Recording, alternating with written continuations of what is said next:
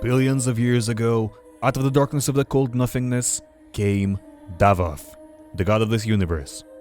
He created Jakad, the first anchor realm which connects to every other dimension in the multiverse. The people of this realm were long-lived, but not immortal. And to aid in his quest for immortality, Davoth created Urdak and the Maker race. Untold millennia would pass, and the Makers would revolt against their creator. Davoth's most loyal subject, the Father, defeated him in combat, ripped out his life sphere, and placed it on an altar atop the Ingmar's sanctum, and sealed away Jakad, along with its residents, which drove them mad, mutilating their bodies, and turning the once flourishing realm of Jakad into what sentient beings would later call Hell. History was rewritten with the Father as the sole creator of the universe and the Maker race.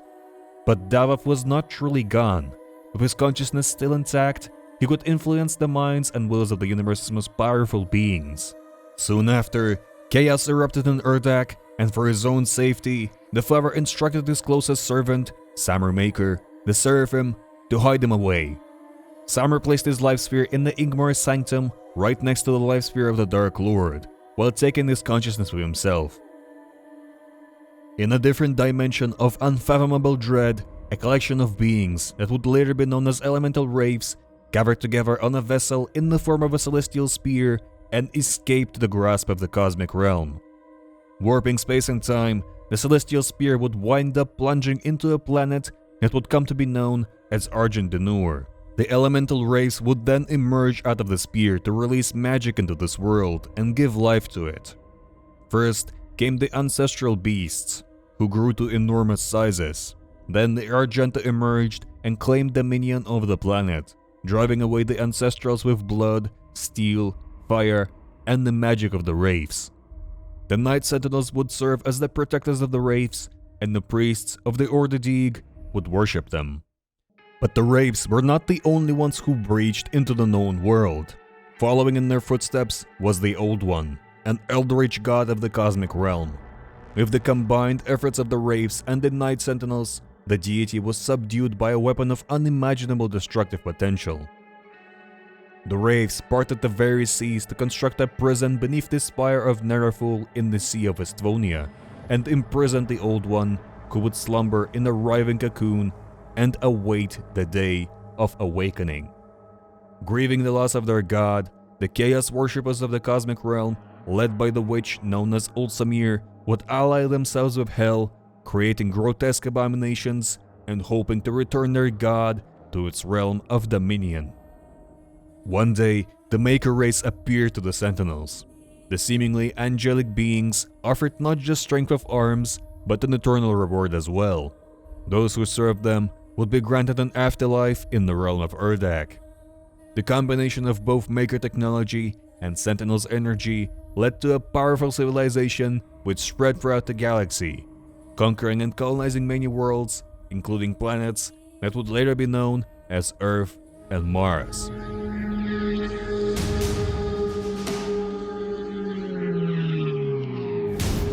After assaulting a superior officer who ordered his unit to fire on civilians, an unnamed space marine is sent to a USC facility on Mars, where the military performs secret experiments with teleportation by creating gateways between the two moons, Phobos and Deimos. One day, Deimos disappears entirely and demons start pouring out of the teleports, killing or possessing anyone. The Martian Marine unit is dispatched to investigate, with Doomguy left to guard the entrance with only a pistol, while the rest of the group is eradicated. As the last man standing, Doomguy fights for the onslaught of demonic enemies to keep them from attacking Earth. He enters the teleporter leading to Deimos and is overwhelmed by Hell's forces. Later, Doomguy goes for the USC facility's uncorrupted Deimos, encounters the Cyber Demon and destroys it. Then, Doomguy discovers that Deimos is floating above Hell. After Doomguy climbs off Deimos to the surface, he fights his way through Hell and defeats the Spider Mastermind, the creature that was behind the invasion. A hidden doorway back to Earth opens, and Doomguy sees a burning city and his pet rabbit's head impaled on a stake. The demons have already invaded Earth.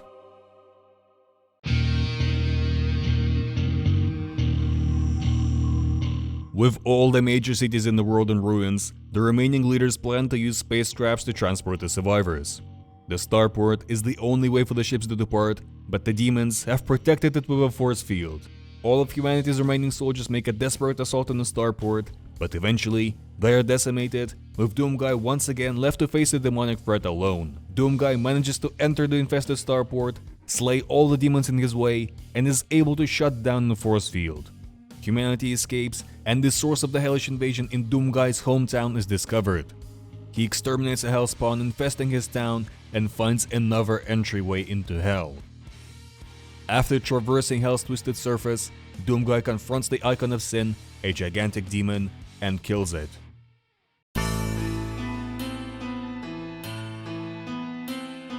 The UAC continues their experiments with teleportation technology on Jupiter's moons as well, this time with a hefty Space Marine Corps headed by Doomguy for protection, who annihilate the forces of Hell whenever a gateway is opened, allowing for research to continue. One day, a hellish vessel, disguised as a supply ship, lands on the moon base and unleashes the demons, who overrun the personnel. Doomguy defeats the hordes of Hell once more and faces the Icon of Sin again, putting the creature to rest, but a blue light begins to glow inside the skull of the Icon. The demons remain undefeated.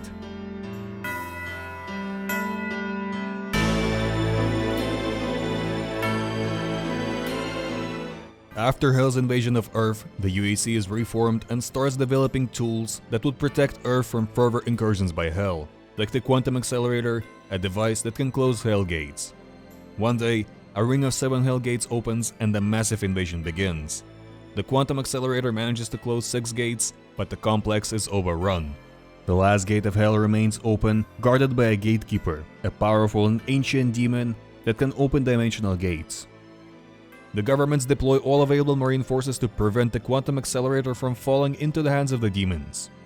Doomguy gets to the secret facility first and enters the complex to stop the gatekeeper, defeating him.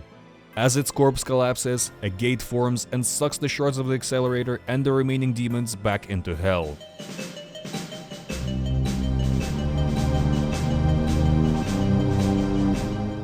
For years, the highly radioactive UAC facility stood motionless and abandoned, until a long-forgotten satellite sends a message back to Earth that indicates the presence of an entity with vast rejuvenation powers that was resurrecting the long-slain demons.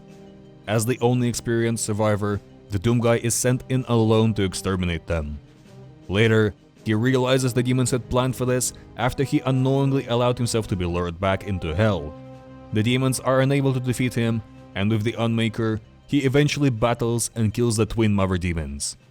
After the final confrontation, Doomguy decides to remain in Hell forever to ensure no demon ever rises again.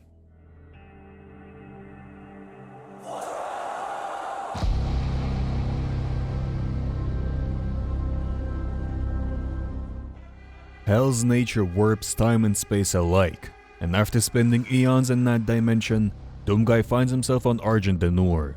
The Sentinels apprehend and send him to the priests. He spoke an ugly tongue, mumbling things about demons and an invasion. Doomguy was then taken to the arena to prove his worth in gladiatorial fights, and his constant ramblings about demons later caught the attention of the Khan Maker. Having been exposed to Hell, a prophecy was planted in the mind of the Khan Maker by the Dark Lord, a prophecy about a great beast among the ranks of the Night Sentinels that would one day lay waste to the Maker race. And to find the heretic, the Makers built the Divinity Machine. Shortly after Doomguy's arrival, forces from Hell attacked Argent Denur, emerging at the holy city of Taristabad. In a last-ditch effort, Maker took Doomguy to the Divinity Machine, which was powered by the Dark Lord's essence, reversed its polarity, and granted Doomguy immense power. Maker would later leave Argent Denur as the Khan Maker knew of his transgressions. Doomguy stopped the invasion once more and quickly rose through the ranks of the Argenta army, who saw in him a godly weapon that would smite evil that now engulfs this world. And thus, the legend of the Doomslayer was born. The Makers were now in possession of a super weapon in the form of the Slayer, and to better control him, they installed a celestial tether to his suit, and on commands of the Creedmaker, the Slayer would get deployed to key settlements that were under siege by the demons, who were led by the demonic prince Azrak, who was aided by the witch Ulsamir. Some members of the Sentinel Society, including members of the Order Deeg, as seen with Deeg Lorik, were corrupted by Hell's forces, helping the demons open Hell gates all across Sentinel territory. The Slayer, using his Atlan mech, defended the mining city Hebeth on Mars from the demonic hordes, then mounted his dragon Serat to disrupt an attack on the holy city of Varatum. Prince Azarak would attempt to steal the Heart of Argent, which contained the essence of the last Wraith. His efforts were unsuccessful, and the prince was stopped by the combined efforts of King Novik, Commander Valen, and the Sentinel army, who took the artifact and detonated the floating city. As more and more time passed, the Slayer grew ever more resilient to the Tether's effects. Breaking free from the Tether's control, he attempts to hold off the Horde during the siege of the stronghold of Terath, but the forces of Hell were able to disrupt the shielding surrounding the stronghold. Azarak confronted King Novik and took the artifact, but its contents were hidden away. The Slayer, piloting a mech, prevents Azarak from killing King Novik. Meanwhile, Prince Azarak was able to have an audience with the Creedmaker and was successful in twisting Hell's way into the collective mind of the Maker race.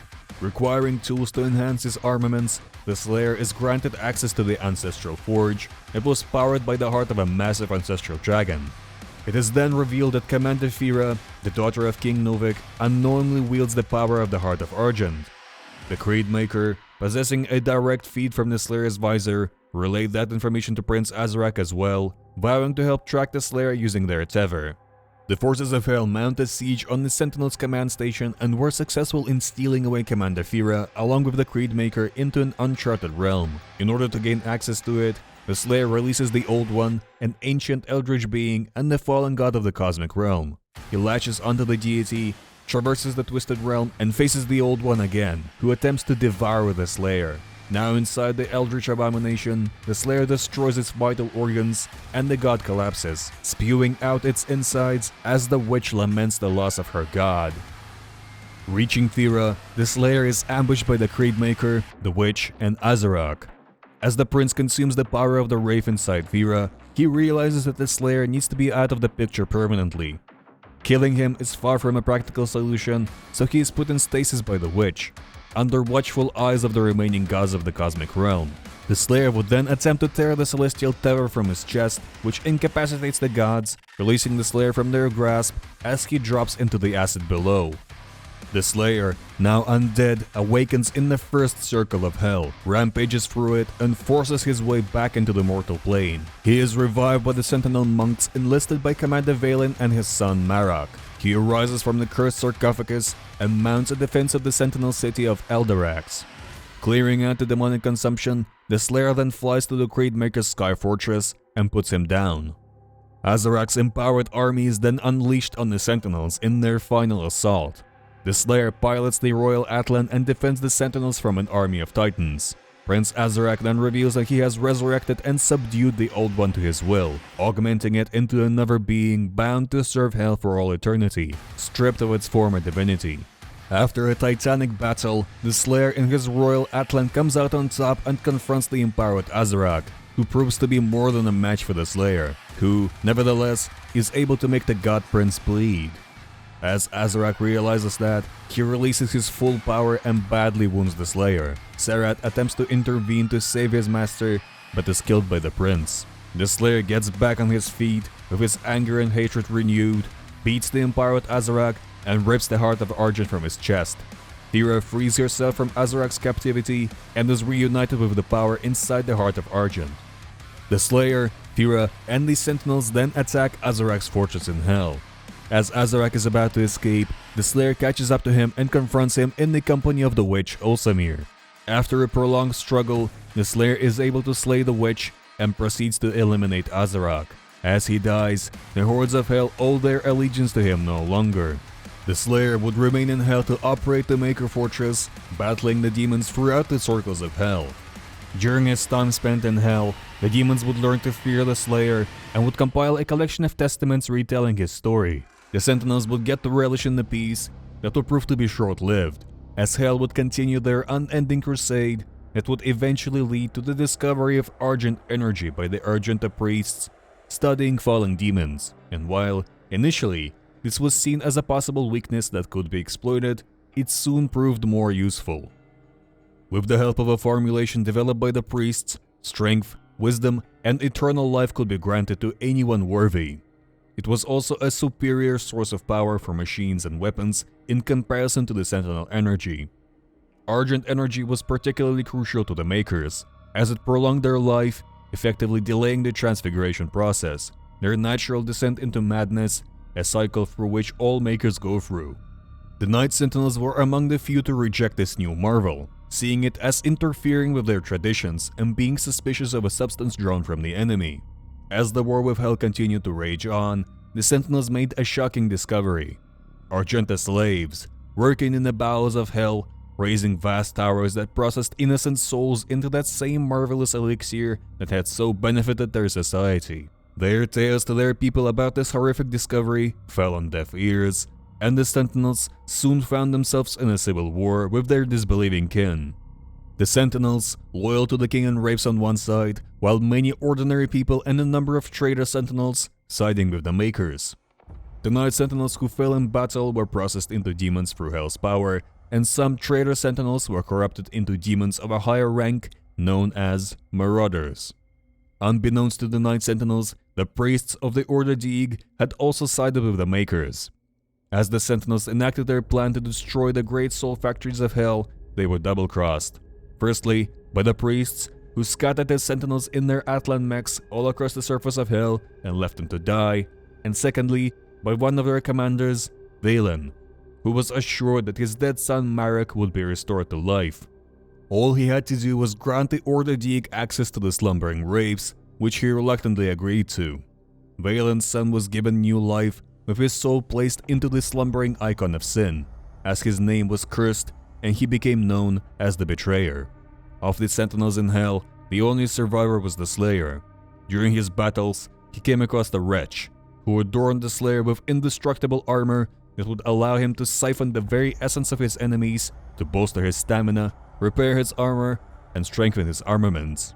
After slaying millions of demons, the forces of Hell summoned the Titan, a being that would encompass the hatred and power of all those who the Slayer has defeated and set him loose.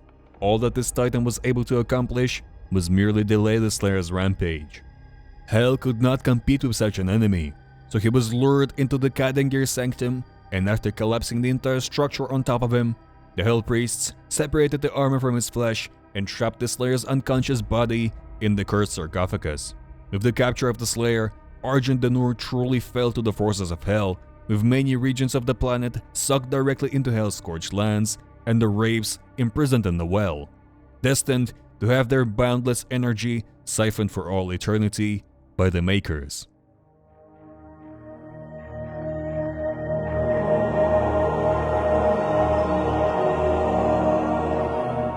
Earth and the UAC had more than a century to rebuild, reform, and re-establish itself.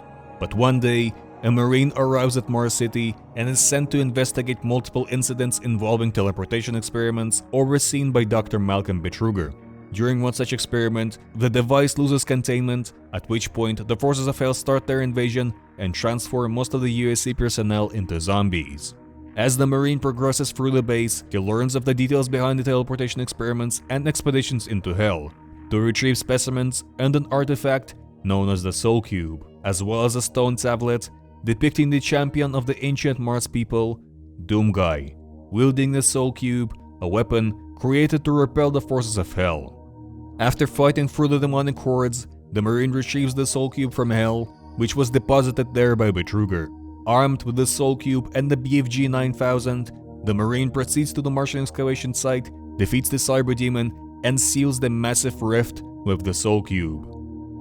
The reinforcements from Earth arrive only to find a barely living Marine and a ravaged Mars facility, with the man behind this, Betruger, missing, who in the final scene is shown in Hell, reincarnated as a dragon-like demon called Maledict.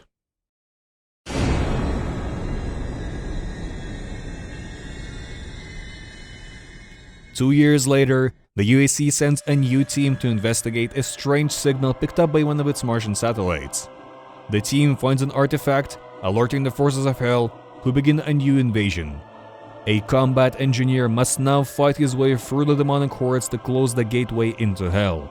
the engineer enters Hell and battles his way to Betrugger in the form of the dragon Maledict. After a fierce battle, Betrugger bites the engineer, but he retaliates and shoves the artifact down Betrugger's throat, causing an explosion which destroys both the Maledict and the artifact, leaving only Betrugger's skull behind.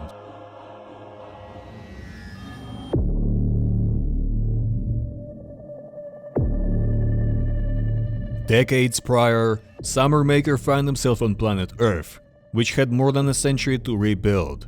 He created a new body for himself to avoid the transfiguration process and adopted the name Samuel Hayden. He quickly climbed the ranks of the Union Aerospace Corporation, found the Argent Breach on Mars, and created an AI called Vega, basing it off of the consciousness of the father. By this point, rumors have spread that the reformed UAC is no better than the one that almost wiped out humanity over 100 years prior, with the fanatical Dr. Olivia Pierce stoking those flames. She picked up where Betrugger left off, and the exploration of Hell continued, with Samuel Hayden having a large part in this endeavor. By this time, he knew that the Slayer was somewhere in Hell, so he orchestrated a plan to create an android body for himself in order to make traveling between dimensions easier, and on his first expedition, he found exactly what he was looking for.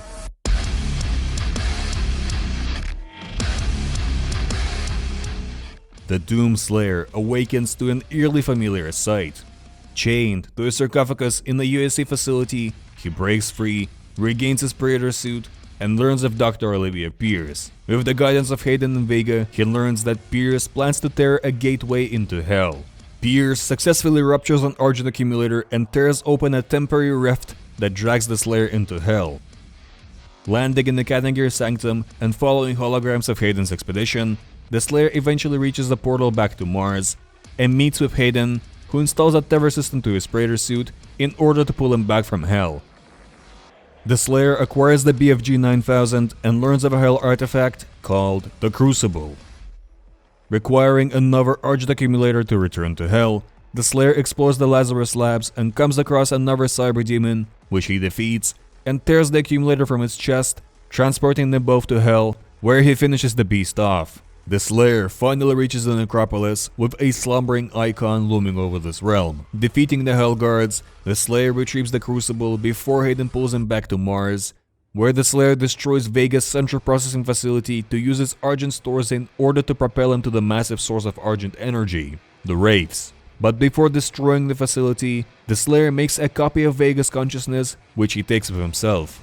Using the Crucible, the Slayer destroys the trapped Wraiths powering the gates between Hell and Mars, and after the last Wraith is put to rest, the Slayer is guided by his fallen brethren to Olivia Pierce as she transforms into a spider mastermind and is eventually killed. The Slayer gets pulled back to Mars and finds himself captured by Hayden. Taking the Crucible for his own ends, he has the Slayer get transported to an unknown location, promising that they will meet again.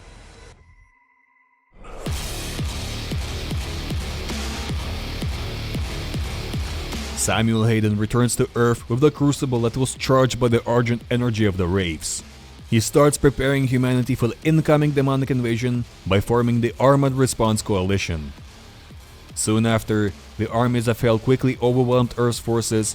Even Argent-based weaponry and massive mechs designed by Hayden and the scientists of Ark were not enough to prevent the demons from taking over the planet.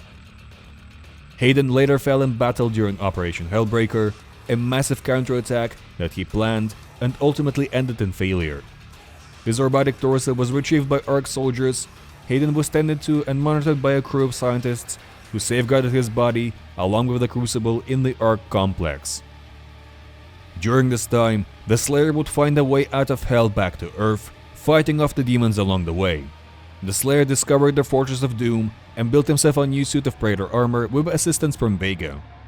He would then learn that the Hell Priests had a hand in this invasion, and to put a stop to it, the priests had to be dealt with, which led the Slayer to seek out and defeat Deagnalex's guard, who was in possession of a seal that prevented the priest from being permanently killed off.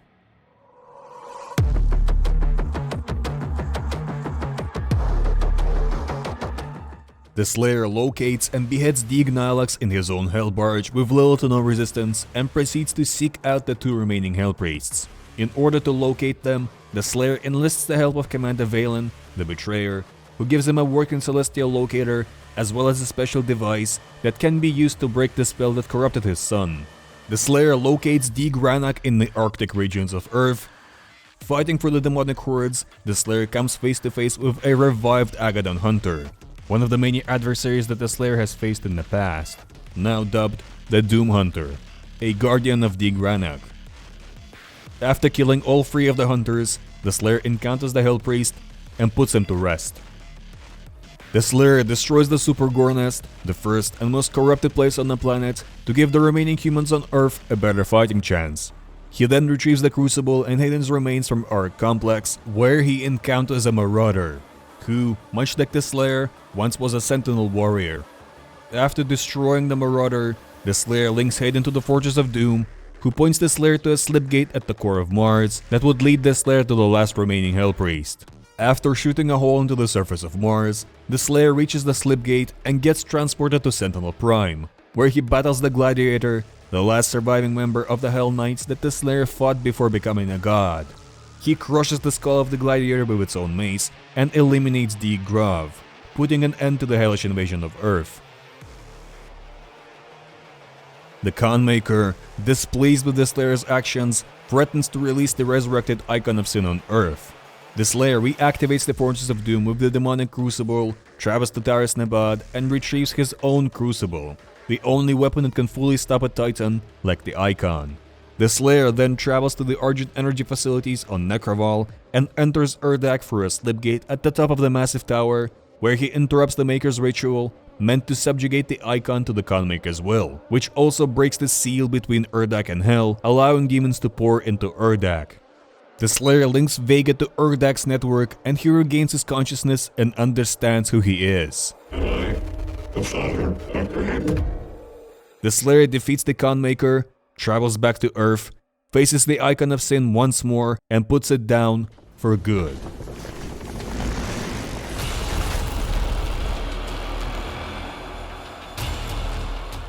With the demons now in control of Urdak, an imbalance in the universe is created, and Samuel asks the Slayer to resurrect the Father into physical form. The Slayer agrees, but first, he is to find the body of the Seraphim. It is located deep underwater, near the UAC Atlantica facility. The Slayer finds the key to the chamber, and dives deep underwater. With the body found, Samuel transfers his mind into his original body, and immediately starts to go through the transfiguration process. Samuel guides the Slayer to the top of the Inghorn Sanctum, the resting place of the Father's life sphere, where he ends up destroying it and taking the Dark Lord's life sphere with him to fallen and corrupted Urdak. Before being able to bring the Dark Lord into the physical world, the Slayer is confronted by Samur, who finally succumbs to the transfiguration process, becomes a monster, and attacks the Slayer, but is defeated. The Slayer resurrects and faces the Dark Lord. Wasting no time, the Slayer attempts to gun the Dark Lord down, but it is off limits in the Sacred Luminarium. As the Dark Lord leaves, he challenges the Slayer to a duel in the capital city of Hell, Imura. The Slayer, now on the path to reach Imura, must find the Gate of Divum, which can be activated by a Wraith Crystal found in the heart of the World Spear. On his way to the World Spear, the Slayer activates the Torch of Kings, rallying the tribes of the scattered Night Sentinels. After reaching the spear and acquiring the crystal, it becomes quite clear that the spear is a massive vessel filled with thousands of chambers housing wraiths. If only a couple of these creatures were enough to bring life to the planet of Argent Denur, fuel Hell's war machine, and sate the hunger of the Makers for eons, imagine what a whole army of them is capable of. But that may very well be a story for another time.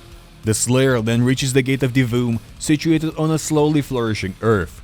Countless graffitis on the streets point to the fact that the Slayer is now a figure of legendary status in the eyes of humanity. The Slayer walks through the Slipgate, intent to face the hordes of Hell all on his own, just like he has done for eons. It is then that Commander Valen appears through a Slipgate, along with an army of Night Sentinels at his side, with all of their war machines at their disposal. They charge at the walls, with the Slayer carving his path through the demons directly to the Dark Lord's throne room, where he engages him. During their grand fight, The Dark Lord reveals the truth about who he is and that the Makers have rewritten history, but that doesn't stop the Slayer, and the confrontation ends in Davav's defeat. All the demons outside of Hell get pulled back in, and the universe is finally safe.